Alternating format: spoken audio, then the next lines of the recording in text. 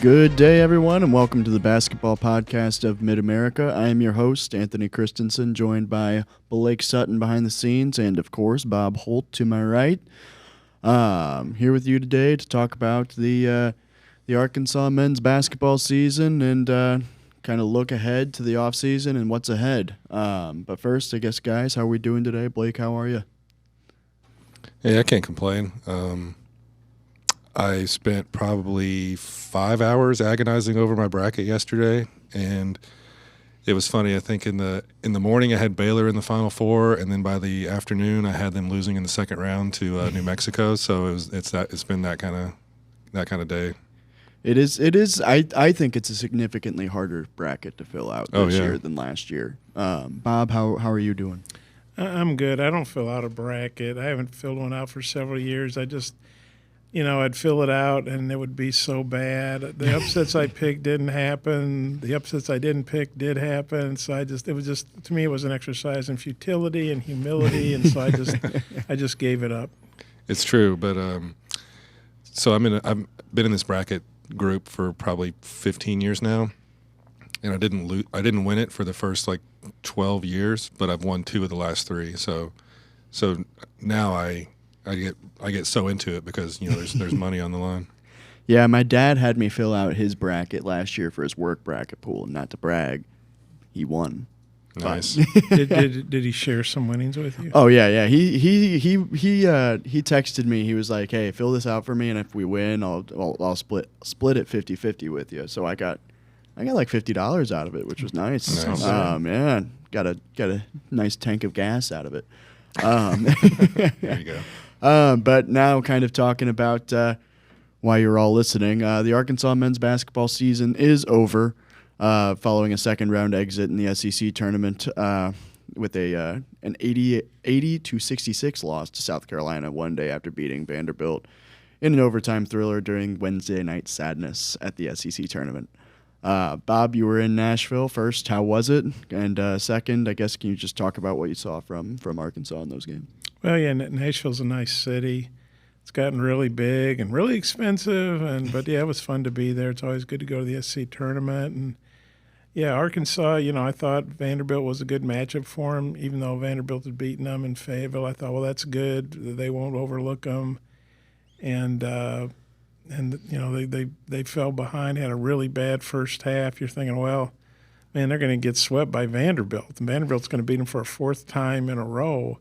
And they'd never beaten them 3 times in a row until they'd beat them in Fayetteville earlier this year. And you think, wow, this is just really, as bad as this season's been, this is going to be just a brutal ending. And give Arkansas credit, they rallied and, took the lead in the second half by 8 with about 2 minutes left. You think, well, okay, they won this game. And then they had a bad turnover at the end, and Vanderbilt tied it up and sent it to overtime. You're thinking, wow, Vandy's got all the momentum. But give Arkansas credit. They regrouped in overtime just like they had after halftime, and they won the game, I guess, 90-85. Caleb Battle really took over, had 7 of their 12 points. And so everybody was feeling good. The locker rooms are open at the SC tournament, which is cool because they're not open any other time during the year. They're also open during the NCAA tournament. So you get a little extra color. You get to talk to some different guys, not just the guys that come to the interview room. So that was good. Everybody was feeling good. And I thought they had a decent shot at South Carolina because I think when you win that first game, you have some momentum against a team that had a bye and hadn't played. Now, if you get to that third day and you're playing a team with a double bye,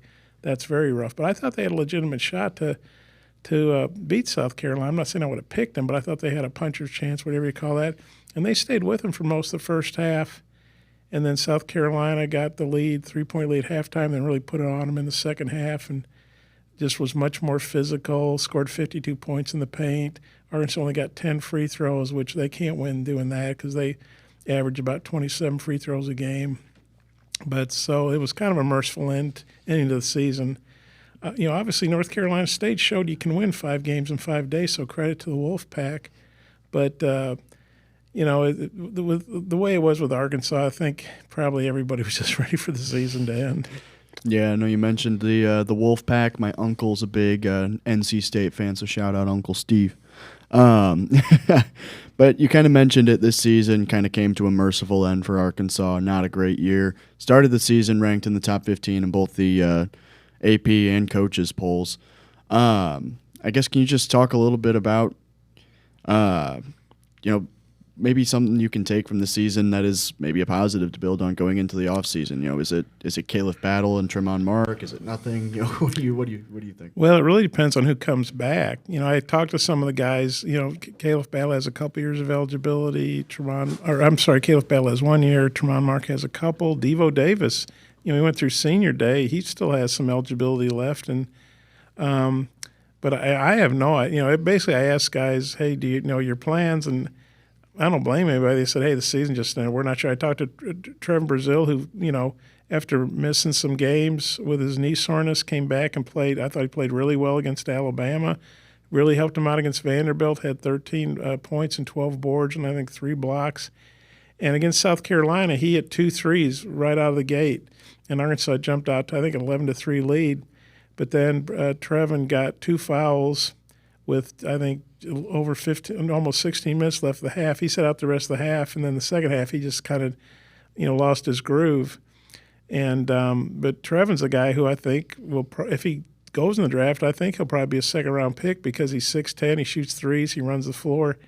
Some people projected him before the season as a first-round pick, but the season just didn't work out like that for him. But I still think he'd be picked pretty high, or he'd be picked somewhere, probably the second round based on his potential. So he's got some decisions to make. Do I go in the draft? He's had some injuries. Does he come back and try to raise his stock, but then he risks injury? And it almost seems like the older you are in college, the less the NBA teams are interested because, that guy's 22, man. He's over the hill. They want the 20-year-olds, the 19-year-olds. And so, Trevin's got a decision to make. The other guys that have eligibility left, they might go somewhere else. They might come back. They might think about playing overseas or trying to make an NBA roster, maybe as a free agent or a late second round pick or something. So there's not anybody on the team that you could name that I would say, yeah, that guy's definitely coming back. I feel good, betting money that guy's going to be back. There's not anybody. I think somebody will probably be back, 1 or 2 guys, but there may not be any. So it's really hard to project the future. And obviously, Eric Musselman and his staff are recruiting the portal like crazy right now. Mm-hmm. Yeah, and just kind of looking back on the season as a whole, I guess can you just talk about when did you maybe start to see things were going south? When did it kind of sink in that Arkansas always kind of has this midseason lull, but always bounces back? When did you kind of feel like, okay, maybe they're not gonna bounce back this time? Well, certainly losing at home to North Carolina Greensboro was a red flag. That was early. I think that was the 4th game before they went to the Bahamas.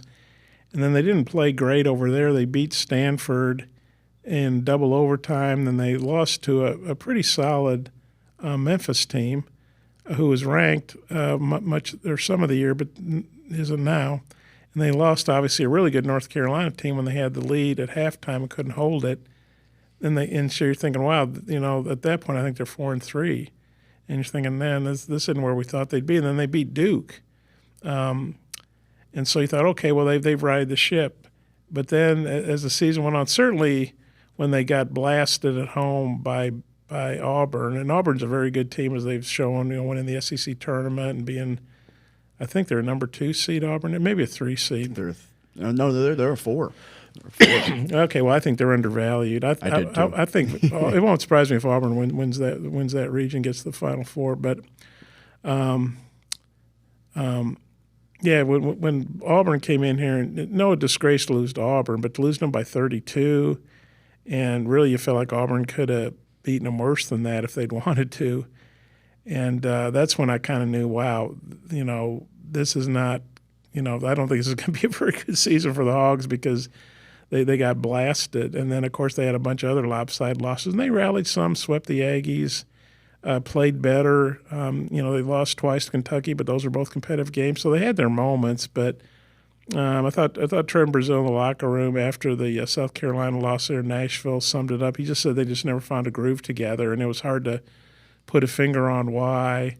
Tremont Mark just said something like, "Hey, that's basketball. That's basketball. Sometimes that happens. Sometimes it happens in life. Things don't turn out the way you hoped." I thought Caleb Battle had a really interesting comment. They brought him to the post-game, press conferences on video and everything with Eric Musselman, and I asked him about South Carolina. I didn't ask him about Arkansas. I said something like, why do you think, what impressed you about South Carolina today, or why were they able to win like that? And he basically said they played together. They played like a team. I think we have just as much talent as anybody, but they play like a team. I'm paraphrasing there a little bit, but to me, reading between the lines, it was like he was saying we don't play like a team. Mm-hmm. Like we don't share the ball enough, or we're selfish. And maybe I'm not meaning to put words in anybody's mouth, but I thought that was pretty telling. I've seen that make the rounds on social media. He didn't, throw his teammates under the bus or anything. And he always, when he's had good games, he's always credited his teammates and everything. But it just seemed like they just never had good chemistry. They weren't connected offensively. They especially weren't connected defensively. And, I think that, sometimes a team's parts are better, the sum, everybody together better than individuals. This is probably a team that had some pretty good individuals, and they just never really came together as a team. Yeah, and you mentioned some of the causes kind of there of, a disappointing season for the Razorbacks. Kind of looking at some of the other ones, you mentioned, the recruiting, maybe some of the guys just were better as individuals than they were as a team. What were maybe some of the other causes that you kind of see, for, Arkansas maybe having, a bad season? Is it the SEC maybe being a better league than expected this season, a combination of things? I guess kind of what are your thoughts there? Well, they did play a very tough schedule. You look at the SEC, they got 8 teams in the tournament. Now, the funny thing is, like last year, Arkansas went 7-11 in the SEC, but I think 11 of their games were against teams that made the tournament. The SEC schedule is unbalanced. Last year playing Missouri twice was tough because Missouri won 25 games and went to the NCAA tournament second round. This year playing Missouri was a godsend because they went 0-19 against SEC teams, including the tournament loss to Georgia where they couldn't hold a lead. Academic powerhouse, Missouri. That's right. And so, but this year the SEC was very good again. And then they played, North Carolina, Memphis, Oklahoma. I know Oklahoma didn't make the tournament, but I think they would have. I think that they were lost out to some of those bid stealers, as we call them. So they played a very tough schedule. That was part of it. And defensively, and Eric Musselman would tell you this repeatedly, they could not guard the dribble drive. It was really hard to stop penetration. And they got better guarding the three near the end of the year for the most part. But, when you can't stop dribble drives and you don't guard the three very well for much of the year, that doesn't really leave a lot. Their transition defense wasn't very good. Their shot selection was bad, which people might think, well, how does that lead to bad defense? Well, what happens is you miss, too many threes or you take some wild shots and nobody's getting back. And those bad shots lead to runouts and uncontested points and fast break points. And Arkansas did a better job of that later in the season because I think that their shot selection improved. But, they had a lot of issues, but I'd say defensively was the biggest thing. Like when they lost to Vanderbilt at home, they lost 85-82, and they had a stretch of where they hit 1 of 19, closing the half at 1 of 17 and starting the second half 0 of 2. But they scored 82 points. But they gave up 85 points to a team that averages about 66. And I think I'm right about this. Vanderbilt shot over 50% twice this season. Both times were against Arkansas. And so, and they hit Vanderbilt shot the ball well in Nashville, and they hit a lot of shots running down the clock to end each half. They sent it to overtime with kind of a floater, and the same way with the first half. But, Arkansas had a plethora of problems, but I would say at the top of the list would be defense. Yeah, and now kind of shifting into maybe some individuals, maybe giving a title that maybe isn't that deserved. But who's your Arkansas men's basketball player of the year? Is it Tremont Mark, Caleb Battle, maybe even throw a Mekhi Mitchell in there? What are we thinking there? Well, they all had their moments. Mekhi really played well down the stretch.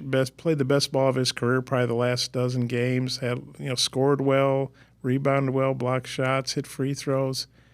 Tremont Mark ended up being their leading scorer, but he was held to 2 points against South Carolina. Had a rough game, and the Gamecocks did a good job with him. I guess I'd have to say Caleb Battle just because of the way he scored down the stretch. It wasn't just he had that crazy 3-game stretch where he had 42, 36, 34. Then I think at the next game he had 29. But I think the last 9 games he averaged 26.7 points. And he had off to a good start as their 6th man. I think he averaged 16.4 the first 10 games. Then he got, in Eric Musselman's doghouse, I guess is a good way to put it, because he didn't play at all at home against A&M. He had several other games where he played, 2 minutes, 5 minutes, a couple 15. And then he caught fire at the end. He seemed to buy in more defensively. I think that got him more court time. And the more he played, the better he scored. And he was rebounding well. So I would just say for that great stretch he had to end the season, I'd have to say Caleb Battle.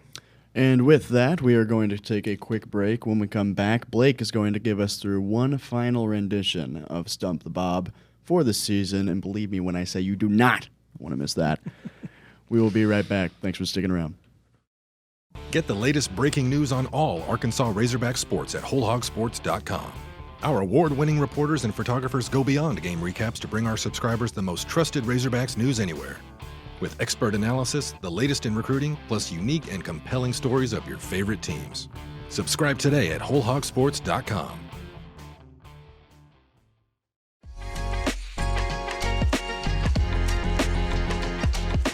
We are back. Thank you for sticking around and hanging out with us. We are ready for Stump the Bob one final time. Blake, take us away. All right, Bob, you started off this season slow, but you've gotten, I think, 6 straight correct answers on Stump the Bob. So you've really ended on a hot streak, but let's see if you can get one last one. So You still got the little floating points, too. You still have the side points in your back pocket. We'll see if you need to use those.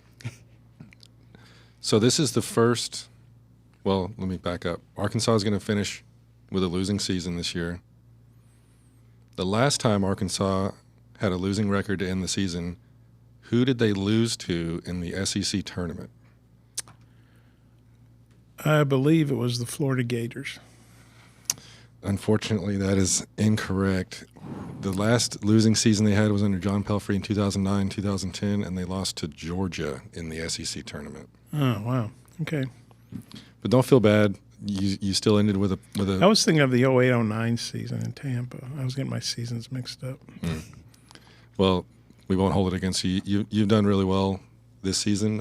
You finished with a winning record. I think your final score was 6-4, so it's something to be proud about. I think you got to add the floating points now, too, right? Yeah, we'll go ahead and add those in, so then your final record will be 8-4. So that's that's pretty solid. Probably good enough to get in the Music City Bowl or something like that. Yeah. I think it'd be good enough to get you like probably like a 4 seed in the tournament. But like you mentioned earlier, I think giving you a 4 seed would probably be underseeding you, kind of like Auburn was. I was shocked to see them as a 4. So maybe we'll give you a 3 seed. Auburn playing as a 4 seed, not 4 seed, playing against some nerds in Yale. I'm a big Ivy League fan. I love some nerd ball. Did you see the end of that Brown-Yale game? Yes, that was crazy. I felt so bad for Brown. I felt terrible for Brown. And James Jones, the Yale coach, after the game, he said, yeah, we took that one away, that we shouldn't have won that game. But I came into the season thinking Yale was going to win that league. So not to pat myself on the back too much, but nerd ball connoisseur. Yeah, it would have been nice for Brown. I think that their record was like 13-18 or something like that. It wasn't good. They'd knocked off Princeton, who I think the Ivy League didn't used to play a tournament. They were sort of the holdout that, hey, we're going to send our regular season champion, and that way you always got the best team, whether it was Harvard, Yale, Princeton. A lot of times, Penn and Princeton have probably been the heavyweights of the Ivy League for the last 40 years or whatever, with some other teams in there, but. Yeah, those Ivy League guys, they're smart. They play unselfishly. They're usually really good passers and good back cutters and hit free throws. And I remember in 1990 when Arkansas made the Final Four, they beat Princeton in the opener. It was a tough game. Pete Carell was a Hall of Fame coach, and don't sleep on the Ivy. Yeah, Princeton just last year beat academic powerhouse Missouri in the second round. What a matchup that was. You have to ask yourself, which is the higher-ranked academic school, Princeton or Missouri? I think Princeton likes to call themselves the Missouri of the East, and so that was an academic powerhouse, and what a powerhouse matchup that was. Yeah. I need a second. Oh man, never forget that Cornell run to the Sweet 16 in 2013. No more Ivy League talk. Of course, now the season is over for Arkansas, which means the transfer portal is upon us. We've seen 3 Arkansas players to this point at the time of recording kind of announce their intentions of entering the portal. Those are Joseph Pinion, Denijay Harris, and Keon Menafield. 5 others have exhausted their eligibility, and like we mentioned earlier, we don't know if Caleb Battle or Devo Davis are going to be back for their last years of eligibility. So, I mean, long story short, we're going to see a very different Arkansas men's basketball roster next season. First, Bob, I guess, what do you think should be the focal point in recruiting the portal this offseason? Should it be players from winning programs, or any positions you think need addressing in particular? What are your thoughts? Well, I'd like to see him get some players that can play defense. I know you got to score to win, but you look at some of Eric Musselman's past teams, and they brought in some very good scorers, obviously, like J.D. Note and Jimmy Witt and people like that. But Trey Wade, he was a glue guy, a defensive player. Now he had an incredible game against Gonzaga. I think he scored 15. I'm sure Gonzaga did not have him that high on the scouting report, but he was a glue guy. Played a lot of defense. Audis Toney played good defense, a transfer from Pitt. Some other guys. So I'd like to see him get some guys that maybe are going to be defensive first guys and just kind of defensive dogs, whatever the players call them these days. I think they need some good size, and that goes to defense too, being able to protect the rim and get some rebounds. And I think this year they might have had too many guys that were scoring. You want guys to score. You got to score to win, right? But I think they might have had too many alpha dogs from a scoring standpoint. And that led to, what some guys might have perceived as some selfish play or not sharing the ball enough. I'm sure the guys did what they thought was best for the team, but I'd like to see some more defense. Think about defense first in some cases. Yeah, and obviously they're going to be, assuming everybody on the current roster returns, they're going to be pretty thin. In the forward line, obviously Trevin Brazil and Bayfall, if I'm not mistaken, are the only forwards who have eligibility remaining on the Arkansas roster. I guess when you say you want defense, I guess you're looking for guys to protect the rim and stuff along those lines in that kind of position. And stop the dribble drive. They cannot keep letting guys get to the rim and finishing or getting and ones or getting fouled and getting free throws. I mean, they gotta protect those driving lanes. Mm-hmm. Yeah, and then I also kind of think maybe getting in an experienced point guard as well. Point guard would be. You thought Menafield was the answer, and he had some good games. Now he's in the portal, and you thought El Ellis was maybe the answer, and El had some good games, but overall, it's like talking to El after the game the other day. He just talked about how they were just so up and down, really didn't consistently do anything well. They had games where they did this well or that well, but they didn't consistently. They didn't really have anything to hang their hat on, whether that was hitting threes. Out rebounding teams like A&M could do that. They did get to the free throw line a lot. And that helped them win some games or stay in some games, but they just didn't really have a good identity, I didn't think. Mm-hmm. And obviously the portal is a crazy place. There's already over 200 men's basketball players who have entered the portal, and it just opened yesterday at the time of recording. I guess when you look at the craziness of it and the success Arkansas has had in recruiting in the portal since Eric Musselman came in, I guess can you just talk about why you think it is that they've had that kind of success? Is it talent identification? Seeing how guys would fit in certain spots. What do you think has made them successful in portal recruiting? Well, of course, Eric was one of the first guys to really take advantage of the portal back when he was in Nevada, and that's before you could have immediate eligibility. And he had the Martin twins and Jordan Caroline and some other good players in Nevada that helped them go to 3 straight NCAA tournaments and a Sweet 16 run there in, I guess, 2018. And so I think one thing, Eric, they just work it hard. He's got a lot of staff. He's got the assistants, but he's also got a lot of other staff guys. And I think they do a really good job in scouting when they're scouting opponents, and then that bleeds over into scouting, guys in the portal. And some of these guys they're looking at are guys they've already played, And so I think they really work it hard. I think guys see the success they've had with transfers this past year notwithstanding. He does have a good track record with transfers and going, 6 straight NCAA tournament bids this year.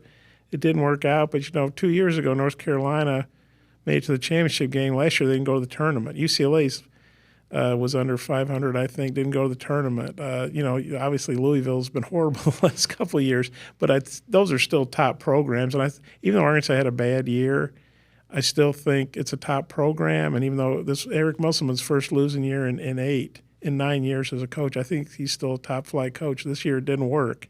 But he certainly has a track record with transfers and getting them to the NCAA tournament, helping them get to either the NBA or playing overseas, getting paid to play basketball. He has contacts everywhere. And so I think that all those things, work together. And I think they certainly can sell playing time to guys because they're going to turn that roster over big time. I mean, even more maybe than in the past. We say, 8, 9 newcomers. They might have 12, 13 newcomers. I mean, I don't know if anybody's coming back. I mean, somebody might, probably will, but there's nobody I feel good about saying, well, that guy's definitely coming back. So there's going to be a lot of opportunity to play, and I think they're very good at showing a guy, okay, here's what you did at the school you're at. Here's what you can do for us. Here's what we can help you do. We can help you expand your game, whether that's a perimeter player, an inside guy, or a point guard or whatever. Stanley Amude, who's played in the NBA with the Pistons, he wasn't drafted. He was a great player at South Dakota. Obviously a mid-major, came here, and he scored okay. He averaged about 11 points, but he improved immeasurably as a defensive player. And as bad as Arkansas's defense was this year, Eric's teams usually are very good defensively. So I think they can sell. We can help you improve your game. We can help you get to the pros. And, we can help you get to the NCAA tournament. This past year notwithstanding, to me, that's an outlier. Yeah, and when you look at the transfer portal and everything that along those lines this year, and a lot has been made of this on social media. You got a guy like Keon Menafield coming from the Washington team that wasn't that great. Al Ellis came from Louisville, like we mentioned, not that great. Really, Tremont Mark probably the withstanding transfer that from this season's team that came from a winning program. I shouldn't say good program because those are good programs, but a team that has been winning recently. I guess do you buy stock in that, or is that, I guess, yeah? I don't think that's the be-all, end-all. I mean, you look at the past, J.D. Notte came from, small school Jacksonville in Florida, not the one in Alabama. Justin Smith turned out to be a great player for him, and he'd played at mediocre Indiana teams that didn't make the NCAA tournament.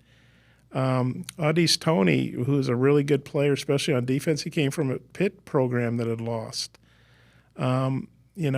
Trey Wade came from a Wichita State team that I think was coming off a bad year.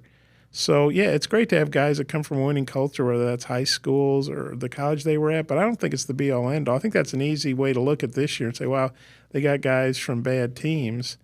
They weren't used to winning, but like I say, those guys I just named, they weren't playing. I think some of those guys were really hungry to come here and motivated to get an NCAA tournament. And obviously they wanted to, promote themselves as well to get a shot to play in the pros. But I think you just got to get the right player. I think it helps if you come from a winning program, but I think it can also work to say, wow, that guy's really hungry. He wants to win. He wants to get the NCAA tournament. He's going to be very motivated to play unselfishly because he just wants to win, Mm-hmm. Yeah, and shout out all my mid-major transfers, as you all know. Big mid-major guy. And then just kind of looking at it from that point of view, I guess if you're on Eric Musselman's staff, I guess what are the characteristics you're going to be looking for for incoming transfers?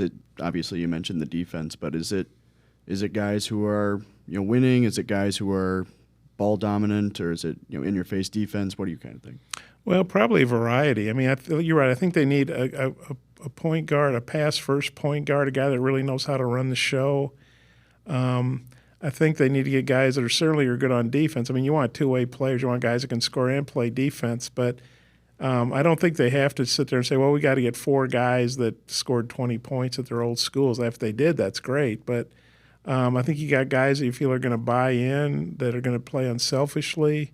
That can be hard to do because, it's not like a high school kid that you're maybe recruited for 2 or 3 years. This is a guy you maybe recruit for 2 or 3 weeks. Now, you can make a lot of calls and ask people. You can check with his high school coach or his AU coach, or depending on your relationship, you might be able to talk to his current coach. A lot of times if guys leaving a mid-major and to go up to like an SEC or Big Ten school, their coach hopefully understands. Just like the coaches do it, players can do it too. Like, Stanley Amuda, he's another guy, that was very hungry. He scored 1,500 points at South Dakota. He never played in the NCAA tournament. I believe he played for Todd Lee there at South Dakota. Todd Lee and Muss are great friends, coached together in the CBA in Rapid City, and now Todd Lee's on Eric's staff. But certainly, Eric got a very good scouting report from Todd Lee about Stanley Amuda, and he played 4 years at South Dakota. So, and he scored, 1,500 points. So he did his stuff for South Dakota, and so he gets a chance to play at Arkansas. And but he never played in the NCAA tournament. So I think guys like him and Tony were really hungry. They basically need some guys like that. They need some guys like Stanley Amuda, like Aldis Tony, like Trey Wade. Jalen Tate was a guy who'd played in the NCAA tournament, but he came from Northern Kentucky, so he was hungry to play at a big school. Jimmy Witt was back for a second tour duty at Arkansas from SMU. I think they need guys that are hungry, unselfish. Some are, have a scoring mentality, but some that have a defensive mentality first. And with that is all of the time we have. Thank you all for following along with the Bad Basketball Podcast in Mid-America, not the Bad Basketball Podcast in Mid-America. Though I guess you could make the point that it was the Bad Basketball Podcast in Mid-America. This season for a lot of games it was. No, but thank you all for listening in all season. I was only here for part of it, but thank you all for tuning in, the warm welcomes and everything along those lines from myself, Anthony Christensen, Bob Holt to my right, Blake Sutton behind the scenes. Thank you all for tuning in, and we'll see you, I guess, next season.